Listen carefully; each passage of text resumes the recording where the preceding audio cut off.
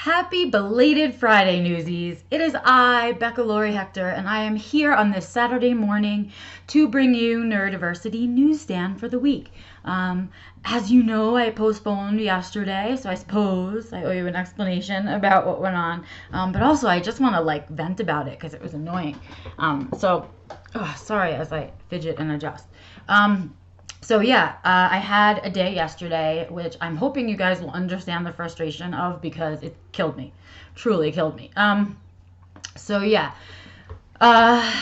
Yesterday was the kind of day where I had a lot of things to do. Nothing huge, but a lot of little things to do. And they were kind of all stacked together starting from the morning and kind of going through to the afternoon. And newsstand was the last thing on the list. As I usually do it in the afternoon in case something cool or amazing comes out on Friday morning. But anyway, I digress.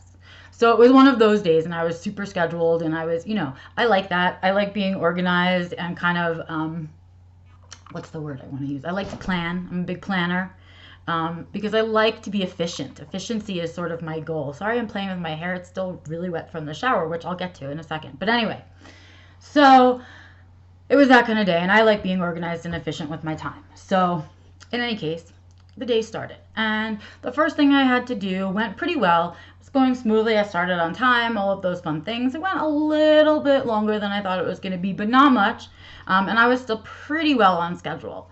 Not that bad. But then the next thing that I had to do, either I underestimated the time or it took way longer than I was told it was going to take, or whatever the case, whatever the reason may be, because I'm separating myself from it. It ran over, right? And you know how that happens, how then you spend the rest of the day playing catch up, trying to catch that extra half an hour, 45 minutes or whatever that you're now off schedule. So I was trying to do that. I ate a really quick lunch instead of eating a good lunch, and I did I didn't drink enough water and stuff like that because I wasn't worried about that. I just wanted to get back on schedule so badly. So by the time I got around to I got home from all the things I had to do and I was getting ready to do newsstand, I felt it. I felt the last spoon leave my body. I don't know if you've ever experienced that, but right before I'm sort of done for the day, right before I really I can't do anything else except sit and watch TV on my couch. I sort of get really cranky, short-tempered, impatient, really cranky, and everything's annoying to me. And that started to happen right before I recorded newsstand. I recognized it, I saw it, and I said, okay, well, maybe I can push through and do newsstand. So I was coming down my stairs to come down to my office where I'm sitting right now, frustrated, tired, cranky, out of spoons, and using my last spoon, coming down the stairs, I fell. Now, this is not something new for me. As I get more and more tired, my dysgraphia kicks in. So I stop being the first sign of how tired I am is usually that I start getting the dropsies, and I can't do small tasks. I forgot fine motor. I can't do fine motor stuff like writing, things like that. So I'll notice it. Okay, but I was way past that point yesterday when I came down the stairs and fell on my butt. Okay, I fell down 3 stairs on my way down, and my foot just slipped out from under me because I was just tired and I couldn't coordinate my body anymore. So when I landed on the floor at the bottom of the stairs, I felt the last spoon leave my body. I just felt it go as I fell on the floor, and I said, you know what? If I'm really doing my job and I'm really trying to lead by example and I'm really going to kind of share with everybody what I struggle with, it's time to be real. I clearly cannot do newsstand. I clearly will not be able to do all the stuff, the prep work, and then I won't be able to record and find my words, all of those things, right? I mean, newsstand takes me about an hour and a half, 2 hours total to do. I know it's like a 20-minute video, but I have to go through all of our articles and decide which ones we thought were the most popular, and reread them, of course, because I don't want to give you misinformation when I report them to you. And I make a big list of everything I'm going to talk about. The notebook has to be written, right? And that takes a while. And then after, I have to then upload and wait for that to happen and all of those things, and create the post so I can share it with you and all that stuff. So even after, it's another half an hour.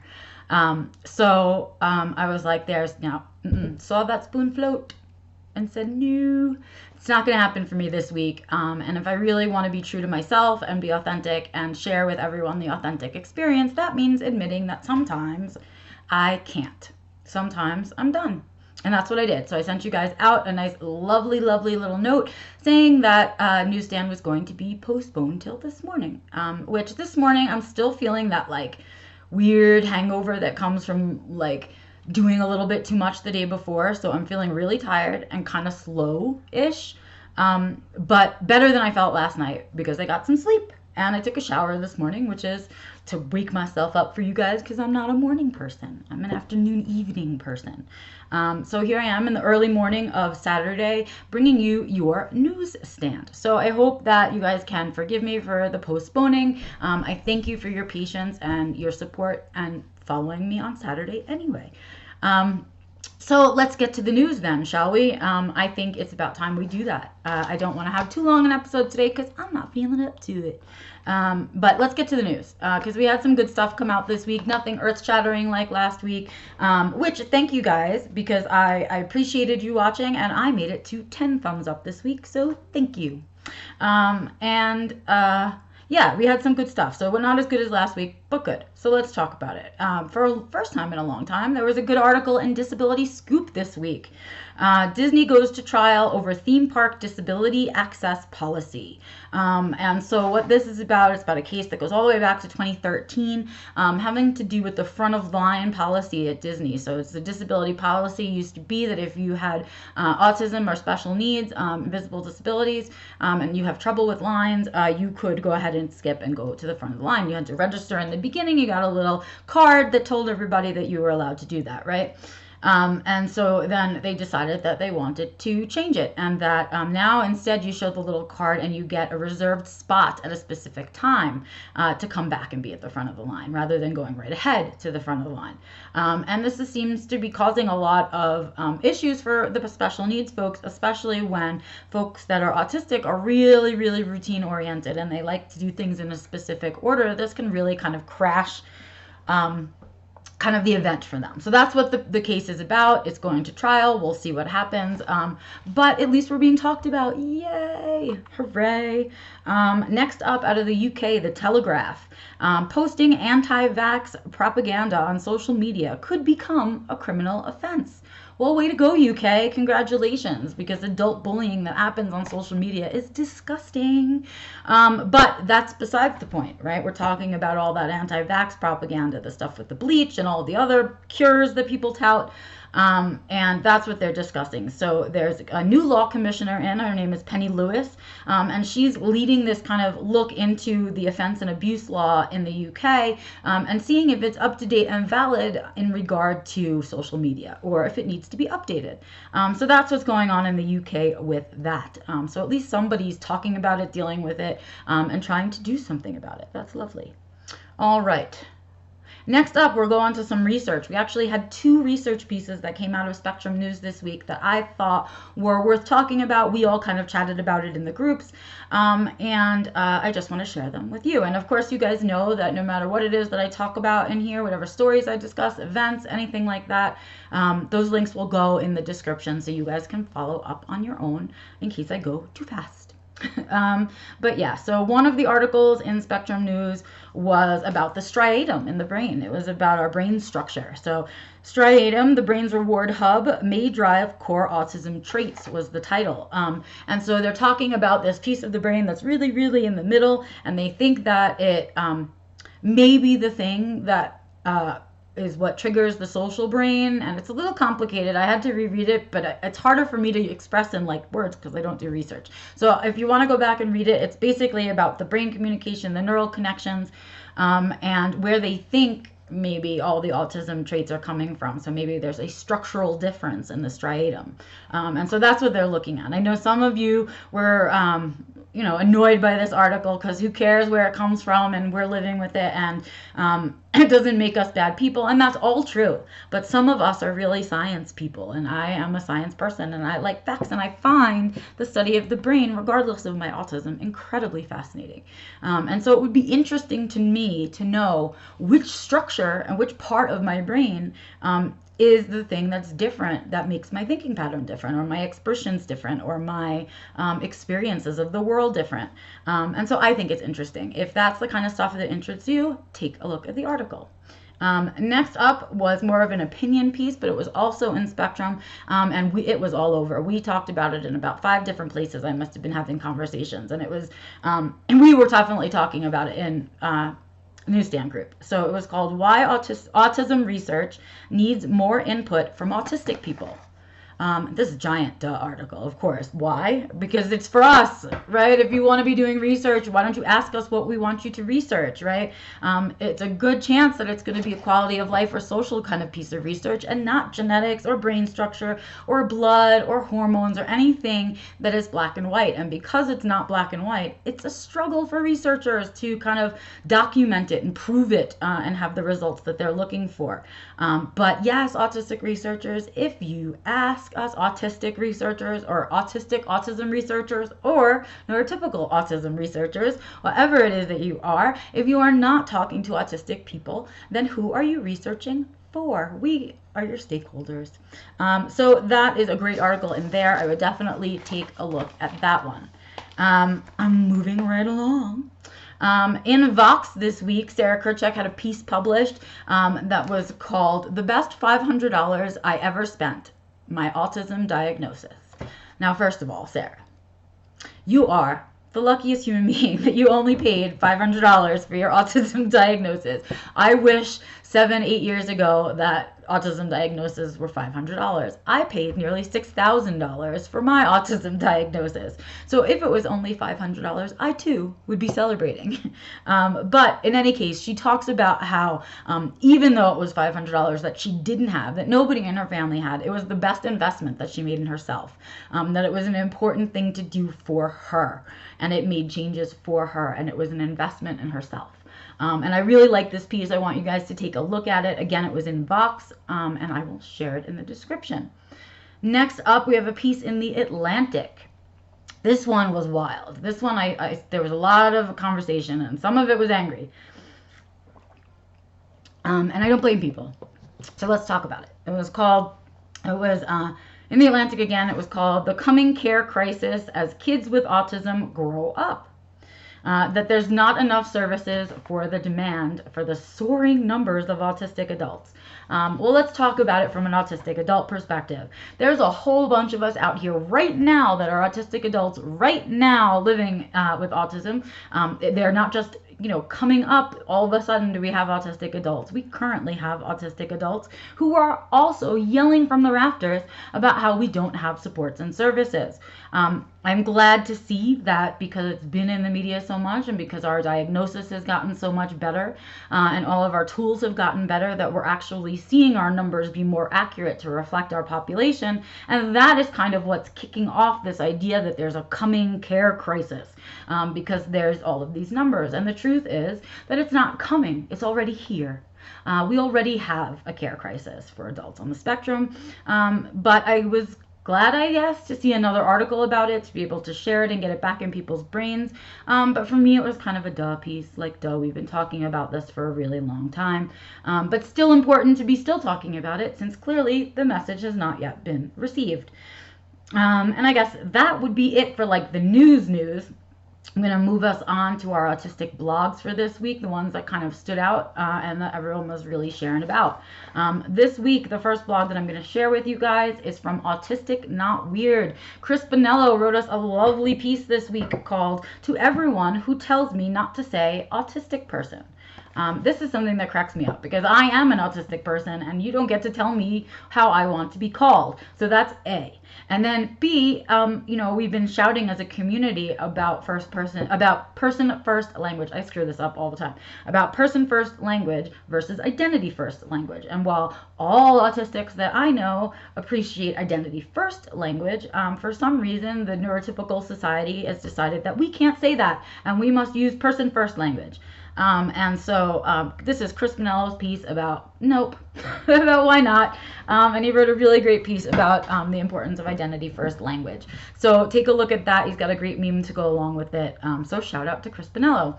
Another shout out coming to Rosie Weldon. Rosie, this was a really good piece you wrote this week. It came out and it was called Accommodating Autistic Employees When It Isn't Convenient. I love this piece because for the most part, when autistics are asking for something, it's pretty easy to accommodate us. We're not asking for things that are so foreign that, a company has to go out of its way. But sometimes the things that we're asking for may not be in the best interest of the company, but they're in the best interest of us. And if the company kind of really supports its staff, then it would also be in the best interest of the company. But Rosie talks about a particular incident that she had at work where she was the best person for the job, and she was given the work, but it was a little bit too much on her plate. It was causing other issues for her because of her autism, and what it was like to say and have to say to her boss, I know I'm the best person for the job, but I can't do it anymore. And I think that's really interesting. I thought the interface between the two of them was really interesting. So please take a look at Rosie's piece. Shout out to you, Rosie. Really, really good one. And an important topic for us to be talking about when we're asking for inclusion and accommodations all the time. We kind of have to really understand that sometimes it isn't easy for the other side, although most of the time it is. Okay. Next up, new issue of Zoom magazine is out, you guys. So it's Zoom issue 17. It's been guest edited by Lydia Wayman.